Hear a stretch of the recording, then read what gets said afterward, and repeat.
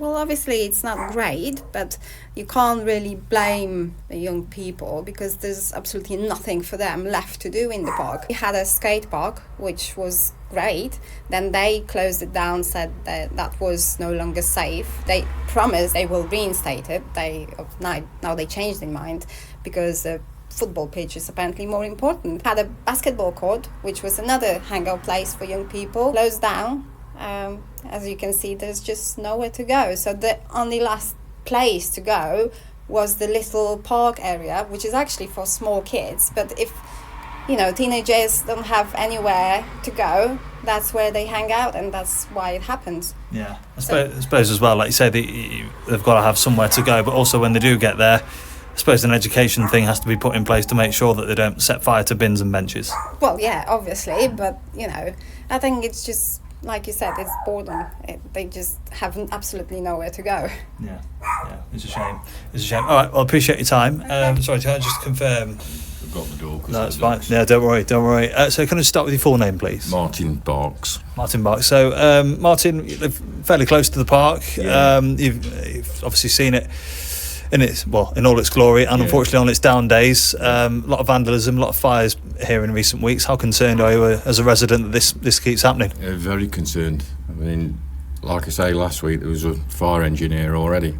The kids have got nothing to do now because they've boarded everything up that they used to do, so they're venting their frustration out on other things, which is a shame, really. Yeah, well, I've just been over there, and the small children's park is closed. It's obviously got padlocked and everything like that because of the damage that's been done by the fires, and it feels like a bit of a sad indictment as to today's current societal ongoing things. Yeah, it is, and it's a shame that the things are being locked up and the kids can't use them.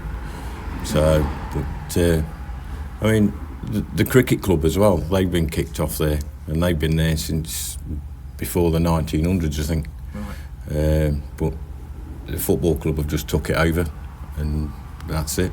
Yeah. I mean, I don't want to stop anyone playing football. Everyone's got the rights to do what they want, but it's just now they've boarded everything up, and the kids have got nothing to do. Yeah.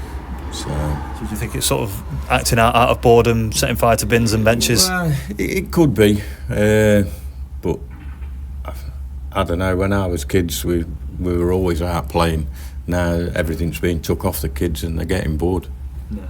So, but yeah, hopefully it gets better. Yeah. Well, I was going to say, what do you want to see happen moving forward to stop, the parks being set on fire and antisocial behaviour running riot? They need to support the kids more. I mean, it's they keep taking stuff off them. They're just getting bored. They've got nowhere to go, nothing to do. So. But yeah, hopefully it gets better. Yeah. Is it an educational thing as well? Like obviously the kids, whilst they are at the park and whatnot, obviously they need to know, don't they, that it's not okay to set fire to things and whatnot. So is it a bit of a balance? No, I don't think that's the case. I mean, we're all brought up that arson's not good, so I don't think it's that. Whether they're venting their anger or not, I don't know. But hopefully they're not. I mean, things have to progress, but it's just a shame. Yeah, it really is. Right. Appreciate your time. Thanks very much. Thanks. Take care. Cheers.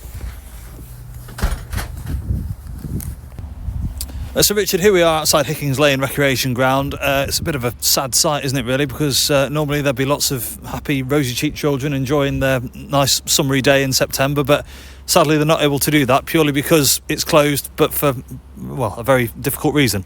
Yeah, it's been vandalised by a small minority of people. I always want to make that clear because, there's lots of youngsters in Stapleford and they're doing some really good stuff. We need to make that clear. But there's a small minority that's just vandalising stuff and the biggest concern is the amount of fires they keep setting. And so there's a safety issue at hand here as well. Like you say, when you look at it's effectively, it is a kid's playground, and then you've got people setting fire to the equipment, to the bins nearby, to the trees. How much of a concern is that? It's a very big concern because it's dangerous, isn't it? Not only are they, vandalising a park, which is going to have to be paid for, so that's money that could have been spent on something else. People can't come and use the park, which is quite sad. But it's the danger element to it, and I think one of the messages we need to get across is we need parents and carers to let the youngsters know how important it is, not to get involved in this. We need the community to be the eyes and ears for the police, because the police will take action once these people are caught. And there's no good just going on social media complaining about it. People need to ring 999, they need to ring 101, they can use Crime Stoppers if that's what they feel. So there's plenty of opportunities, and I'd also like to thank GIDA, because they've actually came down today. GIDA's the construction company that's building on Hickings Lane Park, and they've put some mobile CCTV cameras up which are working, so hopefully that, if anyone does carry on offending, that can catch them. But like I said, the police will do what they can. They'll use the appropriate channels to take action, and we just need the community to be the eyes and ears and keep an eye out for what these people are doing. But they just need to stop doing it, because nobody wins at the end of the day. Yeah, well, as we're looking at the gate now, it's obviously padlocked so that nobody can get in. There's signs on it saying that it's being closed for repair due to vandalism. In fact, the signs warning people to stay away have been taken off and chucked in there, so it just shows that it's an ongoing problem. Yeah, and like I said, there's a cost to that as well, isn't there? There's it's a very popular park. It's pretty central in Stapleford. It's not the centre of Stapleford, but it's pretty central. Lots of people come, this time of the day, a lovely day like this, it's normally ram-packed. And because people aren't coming on here, because it's closed, it's just sad for everyone, isn't it? The youngsters are missing out, the parents are missing out, taking the kids out and that. And like I said earlier, it's just a few mindless layouts that's doing this, and they just need to realise, the greater impact they're causing, and also the consequences, because the police will take action. And you mentioned it before, sort of off record, that while there's these, I say little, obviously every fire has to be put out, but little bin fires and fires that are close by, whilst they're being attended to by the local fire service here, it could mean that they're being distracted from another job that could be, even more serious. Yeah, I mean, Stapleford Fire Brigade are brilliant. I'd say they're the best fire brigade in Nottingham. I don't want to go too far out. But yeah, they're a good fire brigade, and they're very community active. They've got a Facebook page, which is brilliant, but it's not just social media. They're very good in the community. They go to lots of events, they talk in the schools and all that. So they're brilliant, they are. But they've got other things they should be doing, as in, like, if there's a fire on the park, yes, of course they're going to come and put it out. It's a priority, but then others are going to miss out. God forbid there could be an accident somewhere, or a property on fire, and they're not there because they're here tied up with something that shouldn't even be happening, should it? A bin on fire, or a bench on fire, or a tree on fire. That's stuff that, it's not an accident, is it? It's done on purpose. So people need to stop doing that and realise that we need the fire brigade for other things, don't we? Yeah. And so what do you want to see happen over the next weeks and months or so to stop this from happening and sort of nip it in the bud? So I've called a meeting with the various agencies and authorities, and we're all meeting up in a few weeks to see what action plan we can come up with. But that all starts with, like I said, thanks to GIDA, because they've put security cameras back up on site, which is the first step towards doing something. We need to work with the youngsters and educate them. Like I said, it's getting into the schools and talking to the teachers. Can you pass these messages on? We also need parents to listen, and just have a word with the youngsters, and also talking to the youngsters on the parks and that. So perhaps try and find something alternative for them to do as well, because sometimes, as bad as this is, it comes out of boredom, and I'm not saying that's right, because it isn't, but let's engage with these youngsters and find something they like doing.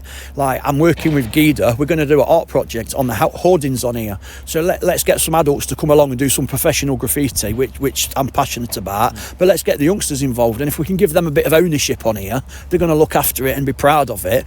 It's not going to get vandalised, is it? So I'm all for getting some street art on these hoardings, but on the other side as well, we also need working with the police, we're working with the council, we're working with the fire brigade and different other agencies like the youth club, and we're just going to see what action plans we can come up with. But like I said, it all starts today where GIDA have put the CCTV up, so hopefully that makes a difference. Yeah. And as a local councillor, have you had people coming to you with concerns about obviously what's going on here? A lot of houses nearby, a lot of families living nearby as well. How much concern is there? Yeah, there is a lot of concern. Like I say, a lot of people post on social media, which is appreciated because we can read it. But we do need people to be ringing 101. We do need people to be ringing 999 and using Crime Stoppers. But yeah, there is a concern because it's stopping people coming on here. But again, I always want to say we've got a lot of youngsters in Stapleford that's doing some really good stuff. There's a lot playing football, there's a lot doing art, there's a lot doing music, there's a million things the kids are doing, which is good. It's a tiny small amount of people that's causing this trouble, and we just need to stamp it out. Yeah. And so when do you think this area of the park will be open again? Broxton Council are going to order the parts, which obviously take time because they're all custom things, aren't they? Councils don't want parks closed, do they? You know, the worst thing in the world is closing a park. I think, you know, Broxton Council, I'm proud of the council. I know I'm a councillor, I'm not being biased or anything. I'd say if I didn't think they were. We've got a good council. I know the officers are working as hard as they can. They want this park open as quick as possible, so I'm guessing it's just ordering the parts. But at the same time, you can only replace something so many times, can't you? You can't just keep chucking money after money after money. So we need to get to the root of the problem and stamp that out, and then get the park back open. But yeah, the council will do all they can as quick as they can. I know they will. I've got every faith in them. Perfect. Cheers, Richard. Thank you. Something like that. Yeah, something like that.